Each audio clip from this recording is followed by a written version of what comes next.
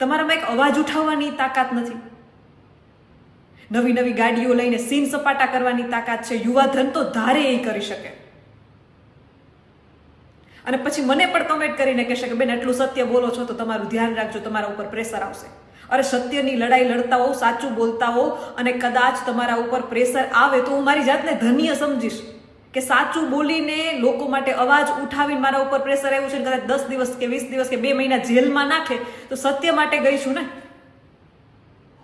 વધીને 2 નોટિસ આપશે મને, પરંતુ મારી અંદર એ રંજ તો નહીં રહી જાય ને દેશ માટે કાંઈ કરી ન શકી, કે હું સત્ય ન બતાવી શકી.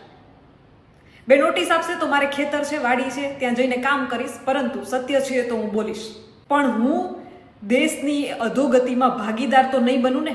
અવાજ ઉઠાવું છું તો દેશ માટે, દેશની જનતા માટે, દેશના ભલા માટે કામ તો આવી રહી છું ને.